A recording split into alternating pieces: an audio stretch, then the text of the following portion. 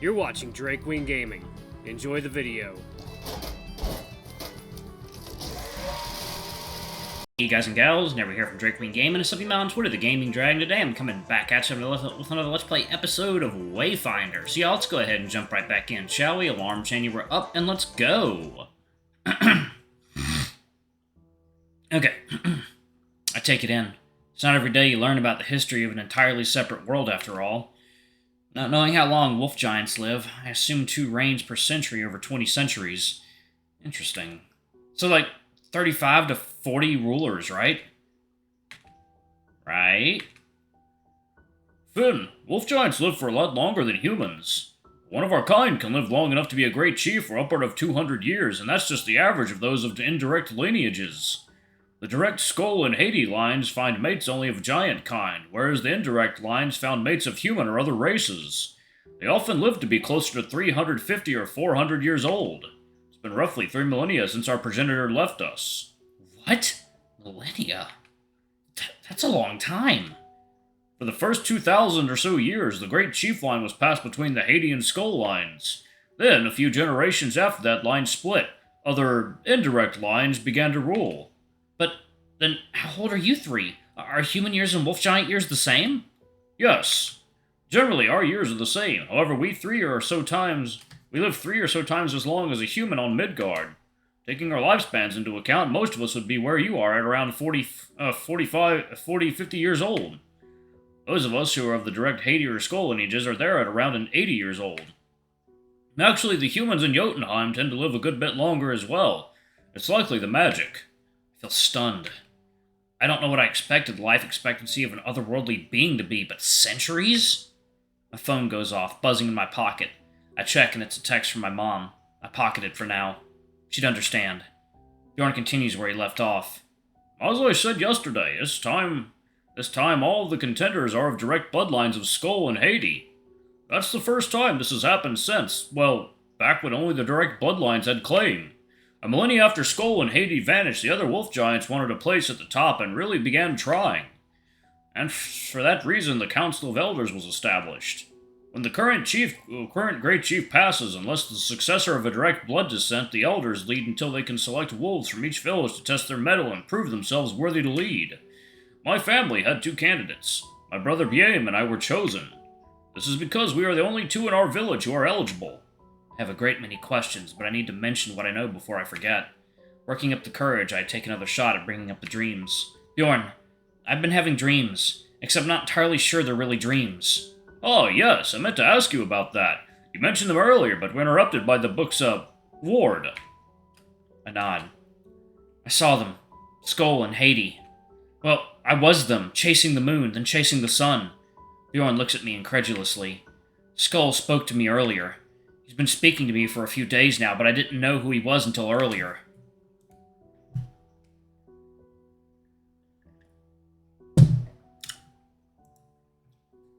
He mentions things about duty and freeing their father, Fenrir. Skull told me I have to find Haiti. I don't know what any of it means, Bjorn, and to be honest, I don't know if I want to. I promised him I'd try, but all of this is just trembling. My breathing is strained. I don't notice it until Bjorn is upon me, wrapping me in his arms. Finn, it's okay. It's going to be okay. Just breathe, okay? Okay. I try to. I work myself through it like I always do, and eventually I'm able to calm down. Are you alright? I think so, yes. We need to get the others. If you've been hearing Skull, they'll need to know. They're of his bloodline, after all. I sigh and turn to the 3 wolf giants to repeat myself once again. It started the night I met Arkyn. I had a dream where I spoke up in a field and ran after the sun. I heard a voice calling to me, but it sounded faint, almost weak. I know now that it was Haiti I was dreaming about, and Skull's voice I was hearing. After I met Geralf, I went to the library and fell asleep while studying. Where another dream I was in the body of a wolf chasing after the moon. That was Skull. Throughout that dream, I was being spoken to by Skull himself. It was cryptic, but it seemed to want me to find something. Earlier today, I had an almost lucid dream. I was pulled through space away from the planet. I ended up in some place that felt and looked like the same place from the first 2 dreams. And Skull told me we were sorta in Jotunheim, but in a place between dreams and waking. He wanted me to find Haiti. so we could free Fenrir. I lean back against the railing and look at the three wolves in turn as I continue. He also told me not to trust the Aesir. I told him I'd try to help him out. Do any of you know who the Aesir are? How do they relate to this? The three wolf giants shuffle a bit, clearly at a loss for words and trying to come up with something. It's Bjorn who speaks up first. I can tell you that the Aesir are beings of old that help guide the worlds on their true path. Yeah, they're also massive fucking dicks, too. Your realm should have information on them. Being one of the realms under their gaze, the realm of man, Midgard.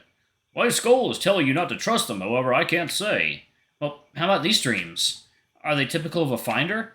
Should I expect this more often? People reaching out like some sort of help hotline? Not necessarily. Generally speaking, a finder's main powers are to sense intention, see people's true paths, and appear through glamour magic. To experience things in their true nature. It adds up if you think about it. Arkyn and Bjorn look puzzled, but Geralf continues. Well, haven't you both had nonsense dreams? Drumskrock? The ones that are scrambled and seemingly make no sense? I have those all the time. I usually end up naked. Yeah, I have the... Bjorn glares at Arkyn, who couldn't look prouder. I have them too, but dreams often tell us about ourselves or things we're dealing with. Oh, I don't dream often, but when I do, it's usually just directly what my mind is dealing with at the time. I've never had a drumstock. Drumskrock. Right. So, maybe because you're a fighter, something like this is guaranteed to be real. It has merit. The fact that you can use magic to speak with us through your mind is one thing. But you were asleep. It shouldn't have been possible to go there and back in all the course of a nap, even if you were pulled there.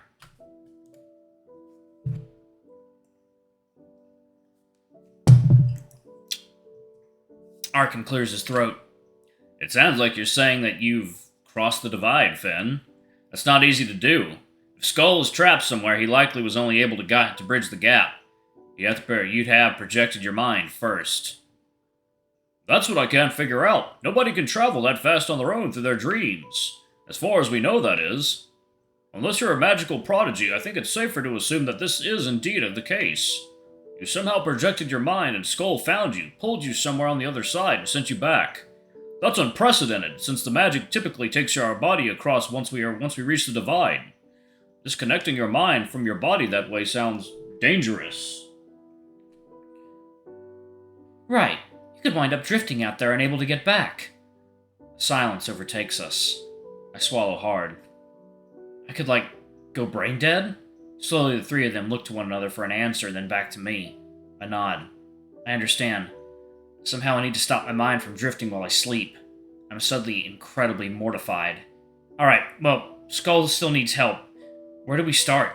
I don't really know much about Haiti or Fenrir. A history lesson, then. Skull and his brother Haiti are the great wolves from whom the three of our bloodlines hail. Skull has two separate bloodlines, and Haiti has a single lineage. The families generally work the same way. Two siblings, with the oldest having children to carry on the legacy, ruling and maintaining the prosperity of the Iron Wood. Any further siblings are trained for roles within the community, and any children they bear are typically considered indirect lines. But, wait, then how are there two Skull lines? One of Arkyn's ancestors was the older brother of a set of twins, but decided to run away from home and mate for love. He was ostracized and disowned from the Great Chief's family at the time. The younger brother, Geralf's ancestor, then took the role of Great Chief. Since Arkyn's ancestor was no longer of the main Skull line, his descendants had no claim to the seat, but it's since been recognized that his line should have been eligible. With the establishment of the Council of Elders, all wolf giant villages have been given an equal opportunity to establish candidates to become the Great Chief. Arkyn, if I'm correct, is the first candidate of that side of the Skull line to reach this stage. I look to Arkyn. He's looking off to the side in embarrassment. His ancestors being the topic of conversation must not be easy. That's pretty romantic. Arkyn's ancestor running from duty and tradition for love and freedom, I mean. But what does that have to do with Skull and Haiti themselves? How does it all fit together? He was blamed for it.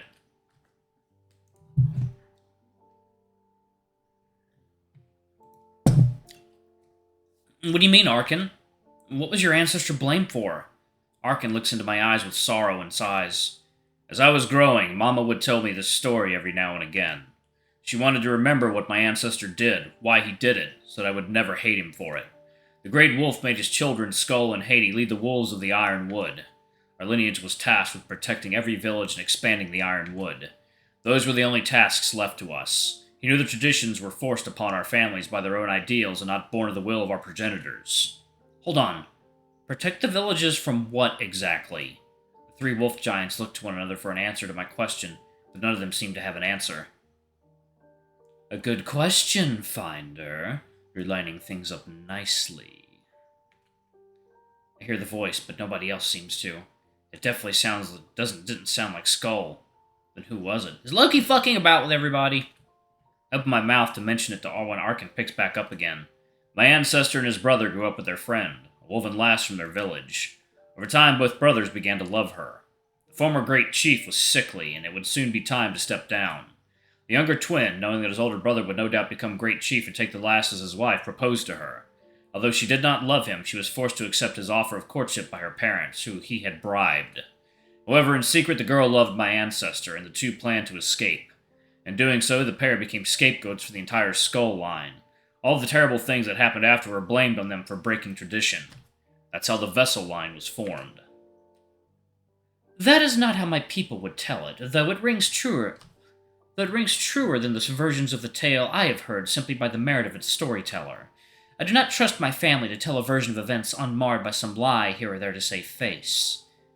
Arkyn, it cannot have been an easy path, and I apologize for the harm my lineage has done to you and yours. Arkyn smiles softly at Geralt and nods. I thank you, friend. You're much unlike your family, and I'm grateful for that. Geralt smiles as well.